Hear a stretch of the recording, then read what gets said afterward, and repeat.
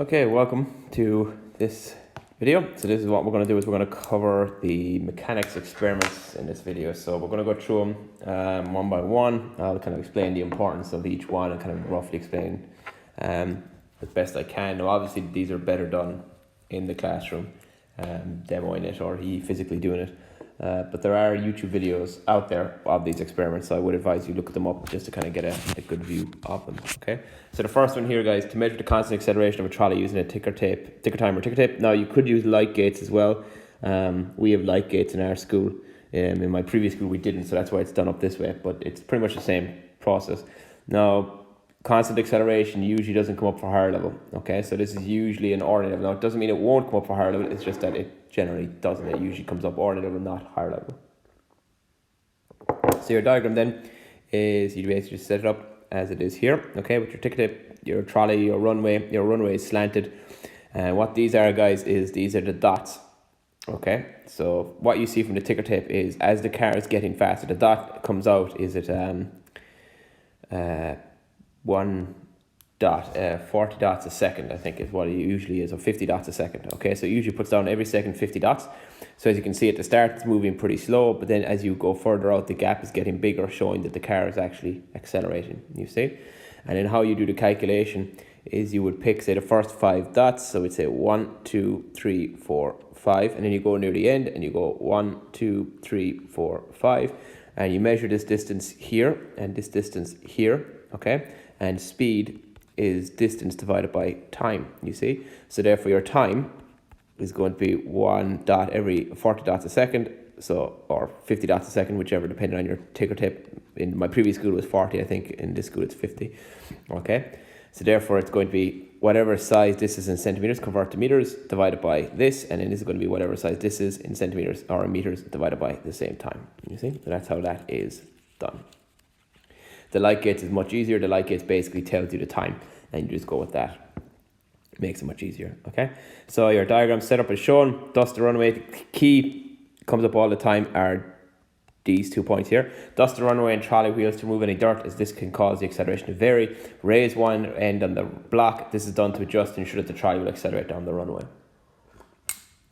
That's key as well. That's a source of error. Okay, allow the runway trolley to run down. It's accelerating, the dots are increasing. Now here 0.02 is because of the 50 dots a second, so it's 1 divided by 50. Now just be careful, as I say, in my old school it was 40 dots per second, so you had to change that max. But actually I can't remember if that 0.2 is for 40 dots, 50 dots, but anyway, it'll tell you. The machine you use for your ticker tape will tell you. Now if you're using light gates, the light gates will tell you the time that the object spent passing between the light gates. Okay, I'll show you that in class. Okay, and again, mark out the 5 at the end, 5 at the start, measure it, yada yada. Okay, and then all it says then at the end, as I just mentioned there, speed is distance over time, speed is distance over time. Displacement distance being s. Okay, so then at the end, to find it, you would just use this equation here. Okay, the equation of motion. Okay, so it's a very straightforward and simple one. There are your values, your distance, the first distance, the second distance, the number of dots per second, and then of course your initial, your final, your time, and then your acceleration. That's it. Okay. Your time between your initial and your final. Okay, so to get that, I never mentioned that. Yeah, I forgot to mention that.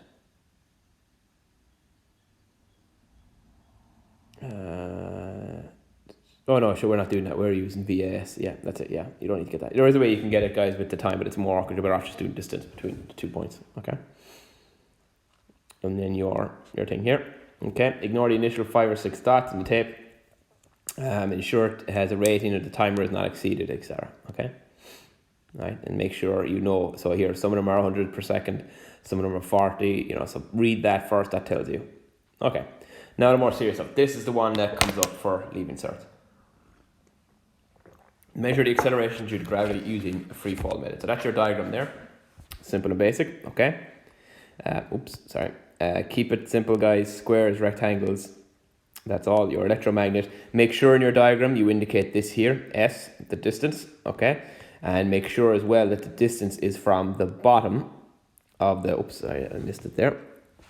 Let me turn on the pen.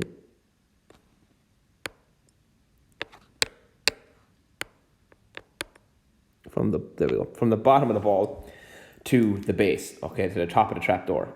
It's not from the middle of the ball, it's from the bottom. Because the second the bottom of the ball hits the trapdoor, it cuts the whole circuit off. Okay, so that's the idea. Okay, so that's two key things to note there: your switch, your electromagnet, your timer, and your distance. Setup is shown. The millisecond timer starts and the ball is released and stops and the ball hits the trapdoor. Measure the distance S using a meter stick. Flick the switch to release the ball and record the time for a millisecond timer. Repeat for different values of S. Calculate the values for G using the equations. S is equal to G over 2t squared. Where do we get that from? I think I mentioned it in my notes, do I? If not, I'll go through it there with you. I do not. Okay, so where does this come from?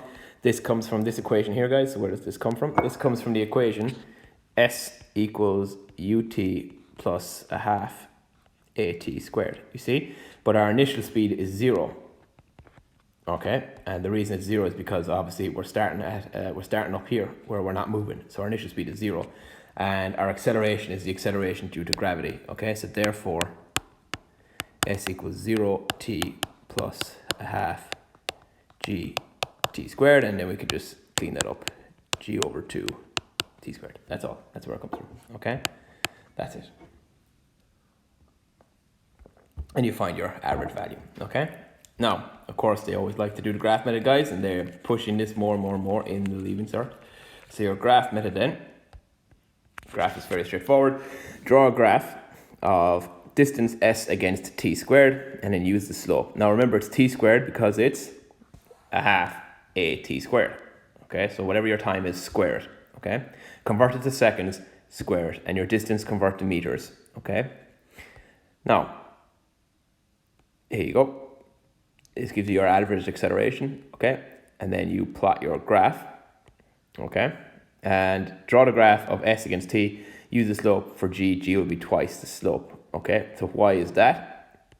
Did I not do my maths down here?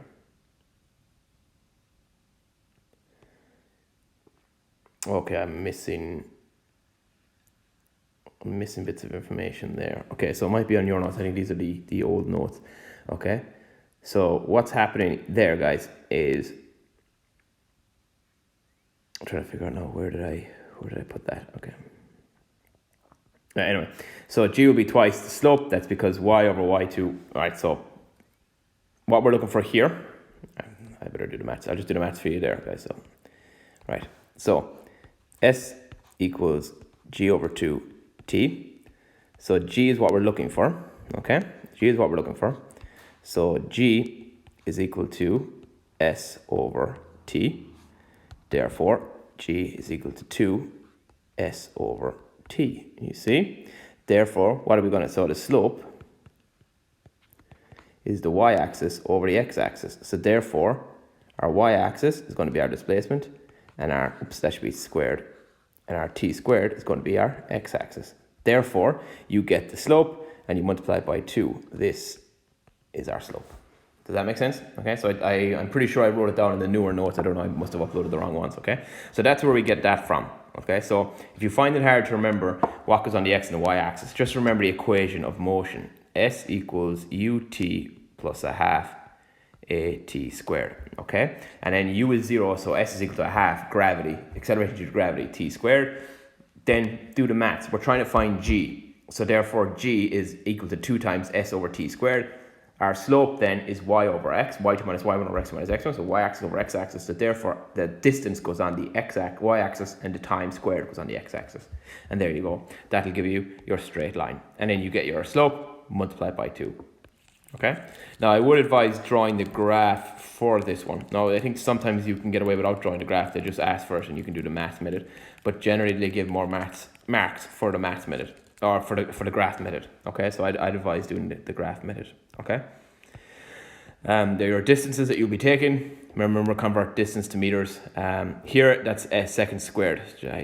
That people get confused by that. Just you can ignore it if you wish. Okay. Okay, that's beautiful. I highlighted all that. Okay. Leave a gap for G. We know it's meant to be 9.8, but leave a gap. and we'll see how you get on. I think last year, one crowd got 9.82 or something, which was pretty good. So precautions, sources of error. For each height, repeat. So these are important, these three. What could have gone wrong? Repeat 3 times, take the smallest amount of the correct value for T, okay? So you do each height 3 times, the smallest value is the one you take. Place a piece of paper between the ball bearings and the electromagnet. That's because sometimes when you turn off the power, the magnet is still stuck. Still holds onto the ball for a split second, so sometimes put a piece of paper in to stop that. And of course, the big one, you're in milliseconds, converted to seconds. That's only a small thing, but a lot of people forget to do that, okay? And then, okay, I don't know why that keeps happening. And then the last thing there is the note here as to why. Could be asked as a question, why did I put paper there? Just so you know, okay? The power of the electromagnet, it will not lose its magnetism immediately. So by putting the paper in, it'll allow it to fall that bit quicker. Okay? All right, so the next one there, guys, is, let me see, let's check the time. So we're 10 minutes in. Okay. All right, so the second one here, guys, is investigate the relationship between the periodic time and the length for a simple pendulum and calculate G. So there's 2 ways to calculate gravity. The free fall method that we did above, and this one. This is Hooke's law, okay? So this is the one now, we haven't done this topic yet. We'll be doing it after, when we come back after lockdown. But there's no harm having a look at it now anyway, just kind of get an idea of it, write it up, so it is there, so we can go straight into it, okay? So the relationship with pendulum and the calculation of G, so your apparatus is as shown here, okay? Just a simple bob. Now again, the length is from the bottom of the cork to the center of the bob. So it was last time it was the bottom of the ball to the top of the trapdoor. This time, the bottom of the cork to the center of the bob. That's key. Okay, that's very important. This one is very hard to get right and very hard to do. So there we go. Place a thread of the pendulum between 2 halves of a cork or between 2 coins, clamp them in a stand. The length of the thread is 1 meter. Okay, so you usually have to go off the edge of the desk. Set the pendulum swinging through a small angle, no more than 10 degrees. Make sure the bob oscillates in one plane only. That's very hard to do. It often starts to swing in circles, okay? Measure the time for 30 complete oscillations. Divide this by 30 to get the periodic time, okay? Repeat for different lengths of the pendulum. So in other words, you go from a meter to 90 to 80 to 70. All the way up. And then draw the graph of t squared, not time squared, the periodic time squared, against the length. And then you get a straight line through the origin, okay? Oh, and then you can calculate G by substituting in the slope, and it's 4 pi times the slope. 4 pi squared times the slope, okay? So time divided by 30, because the periodic time is the time for one oscillation. That's what you got to find, okay? So if it took 100 in 30 seconds, well then, you know, what we want to know is, oh, sorry, not 100. Yeah, 130 seconds. So it'll be 100 divided by 30, 30, and you get your periodic time, okay? So that's why you do it. How long does it take for one? Okay, so if it takes 30 seconds, well, I should we're only doing 30, I think, yeah. We're counting to 30. Yeah, so we're counting to 30. So let's say, instead of, 100 for 30, yeah. We do 30 oscillations, so you count for 30. Let's say it takes 20 seconds. So it'll be 20 divided by 30, and that tells you how long it took to do one. And that's your time, okay? I confused myself by saying 100. So then there's all your information. Again, we're hoping to get as close to 9.8 as possible, but we'll see. There we go. Now the calculations, I put them in this time, okay? So the period of pendulum, T, is equal to 2 pi, the square root of L over G. And we're looking for, remember with all these, because these are all in your log tables, okay? So if you're trying to figure out what equation you're going to use, remember it's the pendulum and length, okay? So go to that equation, your log tables, and realize we're trying to find G. So rearrange that equation to get it in terms of G. G equals everything else. So you square both sides and you get this, okay? And then we rearrange, we bring G over to one side and then we divide back by L, and you're left with this, you see? And so now what we know is that L goes on the y-axis and T squared goes on the x-axis, you see? So that's how you figure it out. Go to the equation that's there, okay, in the log tables. rearrange it to find this, make what you're looking for the subject, and then from that you should be able to figure out, because it's always, the slope is always y over x. So if you end up with something over something, there you go. Okay. Okay. Now, sources of error. Yeah, these are kind of key. Measure from the bottom of the split cork. Do not pendulum swing more than 10 degrees. One plane. Long to prevent error. Then the key, okay, this one here is important as well. Okay. Why is it a small heavy bob? To reduce air resistance. Okay, and to keep tension on the string. Okay, so why is it a small heavy bob? To reduce air resistance and keep tension on the string. Okay, so there are two important things there on that one. Let me see, in 20 minutes. Okay, so would I do 2 videos? So it's 1, 2, 3, 4. Okay, so I'll do one more and then we leave it at that, and we'll do a part 2 then. Okay, so the next one is this one. So this is the last one we'll do today. So this one is for coplanar forces. So investigate the laws of equilibrium for a set of coplanar forces. So what you have here again is you have, now we use retort stands to hang them off retort stands, but it's all the one. Okay, so you hang them off a meter stick like so, and your Newton balances, and then they're hanging with paper clips, and then you have your weights hanging off the ruler as well. And what you do is you get it to be in equilibrium. In other words, it's not spinning and it's not moving up and down. Okay, and then from there you do your calculations. Okay, so find and note the center of gravity of the meter stick by hanging it from the thread and adjusting the position of the thread so that the meter stick is horizontal. Find and note the mass of the meter stick. So basically just weight on electronic balance. You put its center of gravity on the electronic balance. That's where all the weight appears. And then you set it up, move it around until it's in equilibrium, record the readings, and then change the values. Okay, so in other words, you set this up like so, and then you add a weight to this one and set it up again, and then you add more weight to this one or something like that. You know, that's all you do. You add more weights and you get a few values. Okay, this one's awkward to do, but it's actually a very easy question in the exam. All right, so the first law, total up equals total down. Okay, so all the values you need are the reading on the Newton meter, the reading on the second Newton meter, and that tells you the forces up. Okay, then for forces down, okay, so that's up, and then down is here. The weight, the second weight, and then of course your weight of your meter stick. Now remember, they're all in newtons. Okay, so weight is mass times gravity. So you have to multiply all your values by 9.8. Okay, so don't forget that. All right. Now the Newton meters are fairly straightforward. They come in newtons, whereas the meter stick will be in grams. So you're gonna have to do a bit of maths there to calculate it back. Okay. And that gives you your total downward forces. And what you should find is that this and this are the same. Okay, so these two are equal. All right. All right. So that's your first Newton meter. Forces up. What's pulling it up is this Newton balance and this Newton balance. And then the next one is what's pulling it down. This weight, and the meter stick itself is pulling down. And what you find is those values should all be the same if it's in equilibrium. In other words, if you have it equal. Okay. Now, the second law, the maths here confuse people a little bit, but I'll go through them. Total clockwise equals total anti-clockwise. Okay. So what you have is,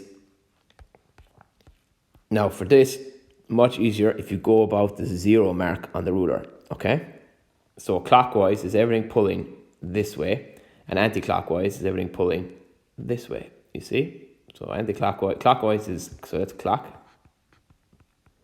and that's anti. Okay, so clockwise is pulling down, anti-clockwise is up.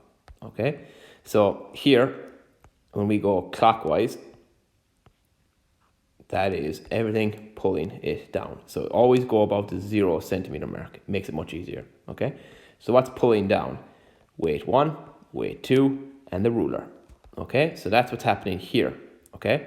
Weight 1, the distance from the 0 mark. And then of course it's total. It's the weight 2, it's distance, it's total. And in the meter stick, the distance, it's total. And then add them together. You see? So in other words, the distance will be,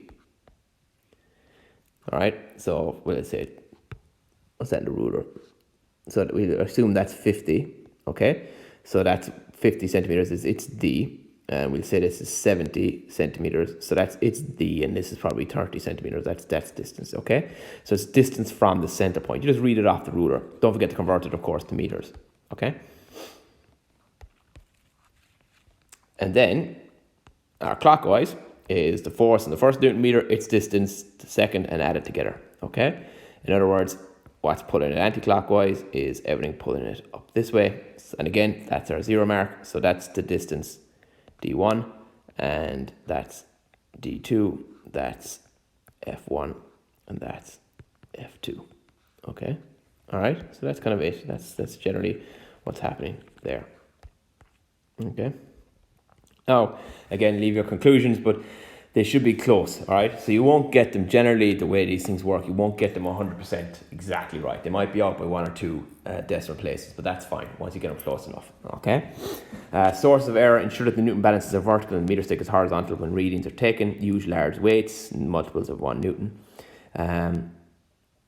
Here we go. So these are kind of the questions that you get, all right? So why do we have to ensure that all forces are vertical? Because the moment of a force defined has been equal to the force multiplied by the perpendicular distance. Okay? Do we have to use the extreme mark? We generally use centimeter as a fulcrum and measure all distances from this point. Okay? Now, be careful, because in 2002, the students were asked to calculate about the 10 centimeter mark, which was awful. Okay? They generally won't really do that, but they can. I don't think they will ever again, though, because that was very mean. So how can you prevent mistakes? As soon as you've everything set up, sketch a diagram of it and indicate the position of force. In other words, when you set up, note where everything is, so that if it falls apart, you can easily throw it together again. And then why use large weights? To reduce the percentage error. And that's it. Okay, so that's the end of part 1. And all right, okay, so that's the end of part 1. We did 4 experiments there. Write those up. Leave a page, obviously, between each one and graph paper so we can do all the graphs, okay? Any questions, leave them on the Teams page. Oh, I forgot there, the common questions. Apologies, I forgot about that. So the common question: in an experiment to investigate the laws of equilibrium, why is it important to have meter stick horizontal? Oh yeah, there you go. Perpendicular. That's it. Okay, that's it, guys. I'll upload part 2. We'll do part 2 now, the next class. And we'll talk to you then. All the best.